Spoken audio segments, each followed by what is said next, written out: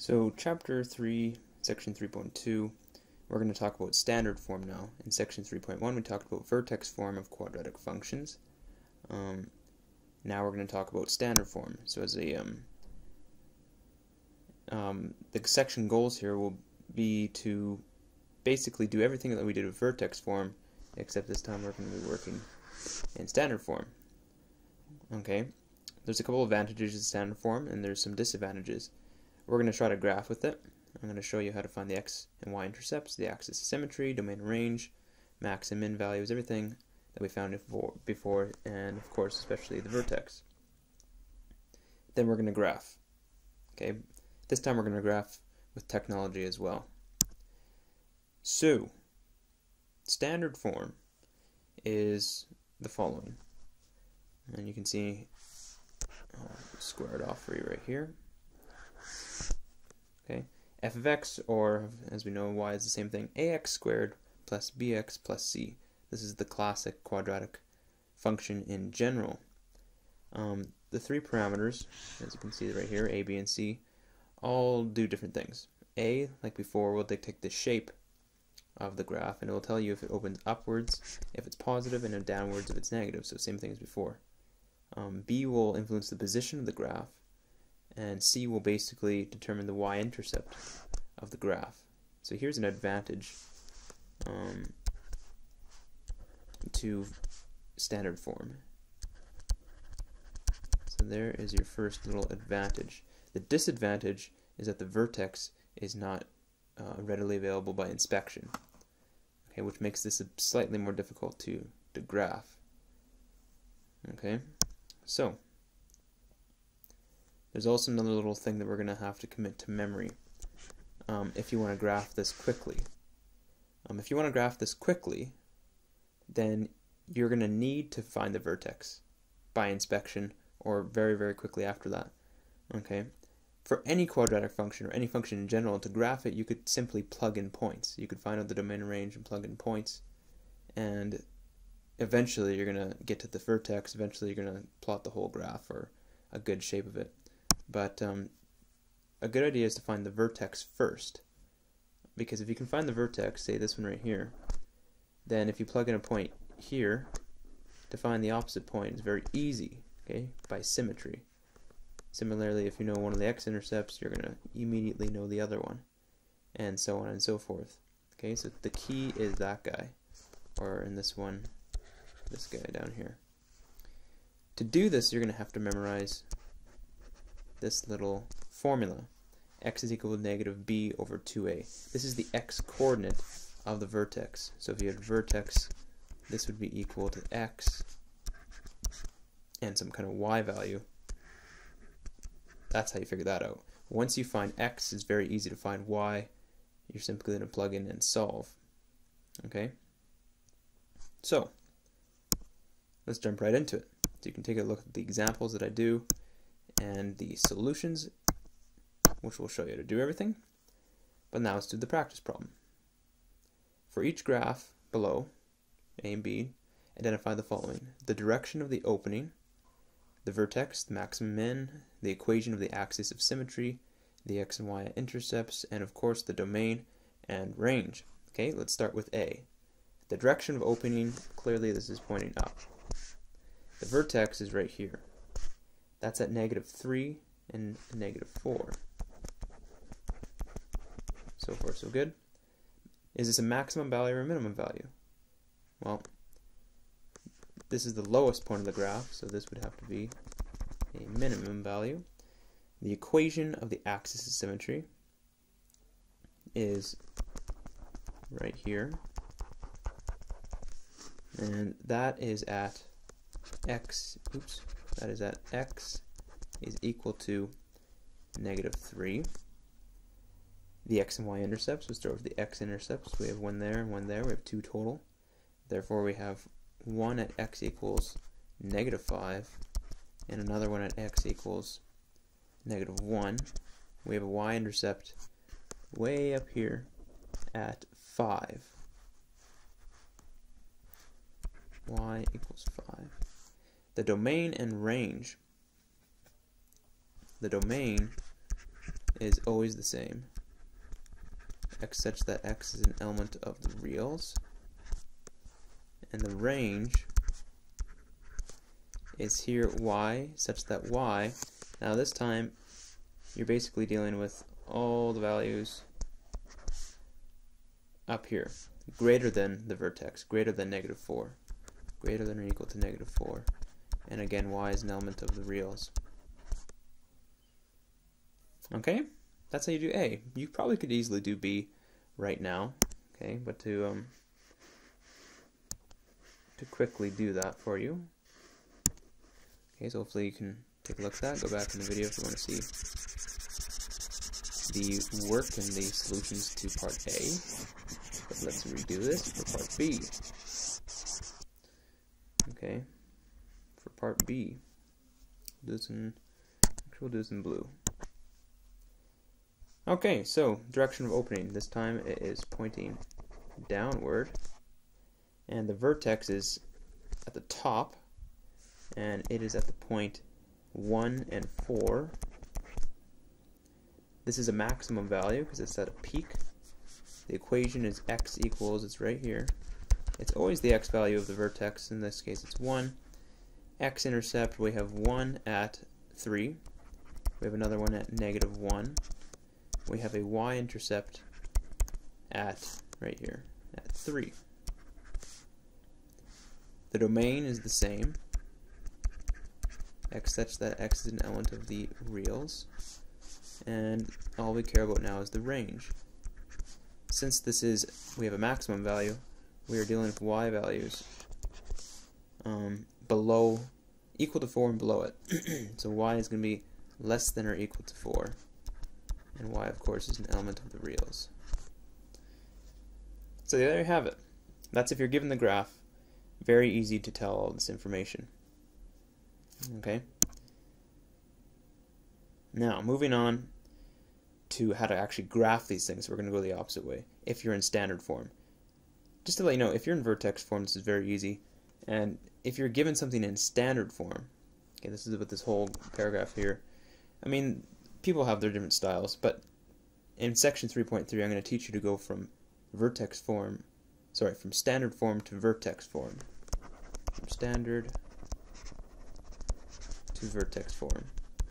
Because then you already know how to graph a vertex form. Very easy. You're given 1 point, you can find the y-intercept. You're given 2 points.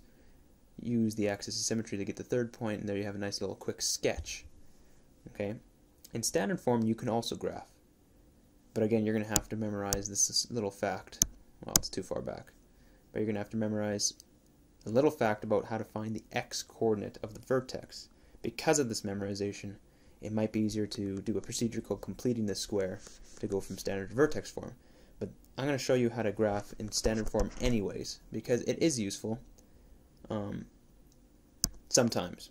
So, sketch the following quadratic function using a table of values. You can take a look at the work. It's a very simple idea. The idea is you're going to go for this value first, the vertex, using this formula. Then you're going to plug in points on either side of the vertex. So here's the vertex. You plug in one point here, another point here, and then you are pretty much done, right? You just need to know where the vertex is so you can use this axis of symmetry so you can know where you are. Okay, let's do an example. Sketch the following quadratic function using a table of values. I'm going to go 3 points will be necessary. 3 points. You can do 5. The more points you do, the more accurate your sketch will be. But this is a sketch, okay? So all you want to know is the overall shape. So here we go. X squared plus 6x plus 5. Right away, you're going to use your little formula, negative b over 2a, to find the vertex. b is 6, so you have negative 6 over 2 times 1, that's what a is, so you have negative 3 here. So the x-coordinate of the vertex is negative 3. Now to find y, remember, f of x is equal to y. So to find y, I'm going to simply plug a negative 3 in for x and see where this function is at -3. We get 9 minus 18 is -9 plus 5 is -4. So the vertex is -3 and -4. Now we can construct our table of values. Okay, a couple things that we already know. We know it's pointing upward because A is positive. Now, you immediately could graph this without doing a table of values because you're also given the y-intercept. So you can immediately go to that point of the y-intercept and use the axis of symmetry, which we know to be -3, x equals -3, and you have your sketch, and you're done. So it's actually quite easy. You just need to memorize that little formula, x equals -b over 2a. If you wanted more precision, if you wanted to plug in lots of points, I would suggest choosing points that are equidistant from the vertex on either side. So what I mean by that is if we have, okay, here is our table values. We know this is the case for -3. I would choose these 2 points. They're one distance 1 from the vertex. You plug in -2 into f of x, you get 4. So let me show my work. You're going to get, if I go f of -2, you're going to get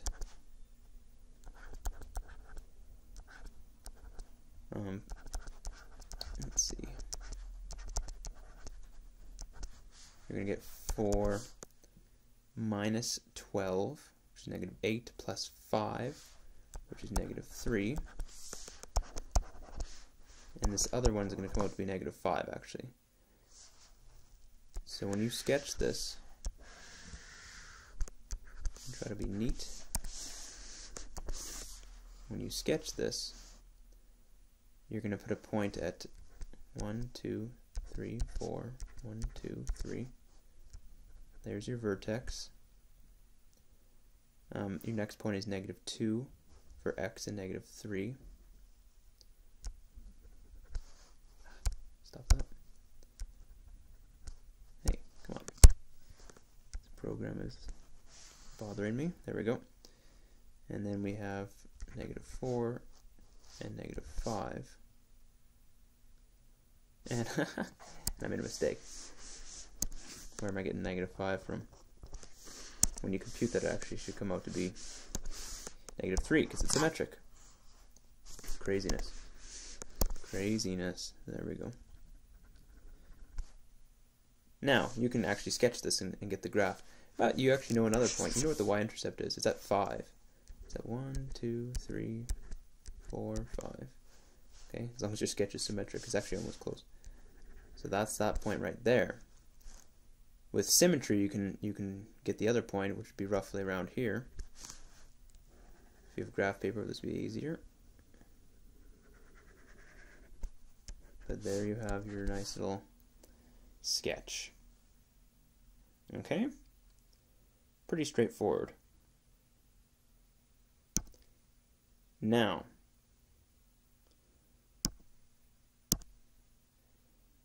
what about real world situations? Okay, what about real world situations? How do you graph this stuff? Well, we're actually going to use an online graphing calculator, okay, or a Texas Instrument graphing calculator, because sometimes you actually will not be given numbers that are so easy. Look, 1, 6, and 5 are our constant values. What if they're massive? What if they're decimals? You can still use a table of values, and so you can definitely do this. However, in industry or in any applied setting, you're definitely going to have some technology at your disposal. I'm going to use Desmo's online graphing calculator to do the following question. But I want to stress that you could do this question by hand. Okay, but I'll show you what it will look like with some technology. Here we go, our applied question. A diver jumps from a 3-meter springboard with an initial vertical velocity of 6.8 meters per second. Her height, h in meters above the water, t seconds after leaving the diving board can be modeled by the function h of t equals negative 4.9t squared plus 6.8t plus 3. And you can see what we need to do. We need to graph this function. Okay, so see Desmos. Desmos is this right here.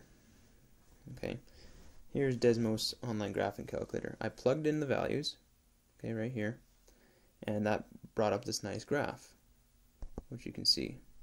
And I'm zooming in and zooming out, and you're going to see the advantage to this calculator, because the next question asks, what is the y-intercept? What does the y-intercept represent in the situation? Well, just from the graph, we know the y-intercept is 3, actually. And 3 meters is the y-intercept, and it's the initial height.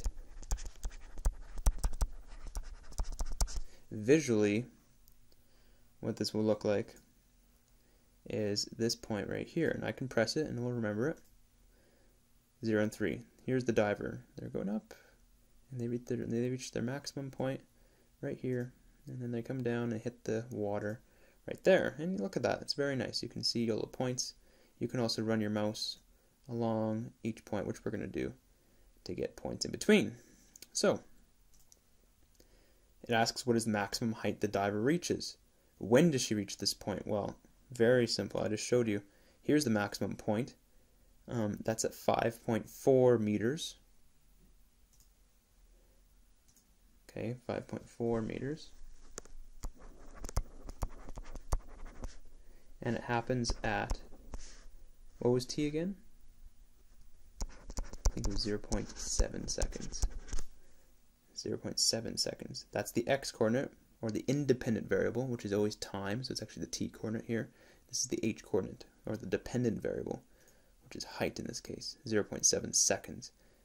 Okay. Next question. How long does it take before the diver hits the water? We're looking for the t-intercept right here, and it's clearly at 1.74. We'll go to one decimal place. 1.7 seconds.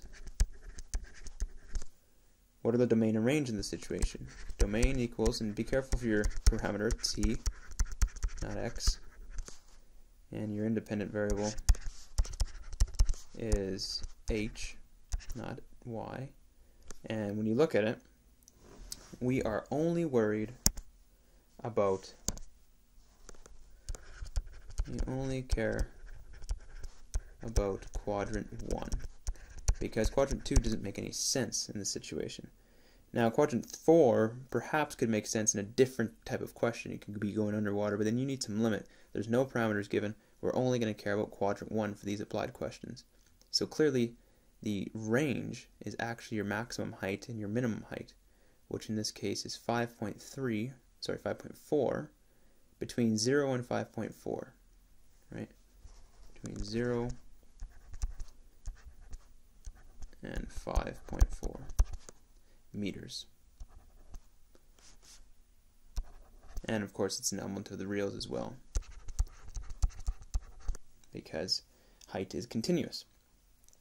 The final one is, what is the height of the diver at 0.6 seconds? You could plug this in to h of t, or look at the graph, which I'll do. Okay, which I will do. Here it is, 0.6 seconds. Let's get that off. I'm just going to run, oops, get that off. We want 0.6 seconds, so that would be roughly right there. Okay. 5.3. 5.3 meters. And that's it. H of 0.6 is equal to 5.3 meters. So that's how you use technology for functions or quadratic functions in standard form. So hopefully this made sense. Work on the practice problems and then check out section 3.3.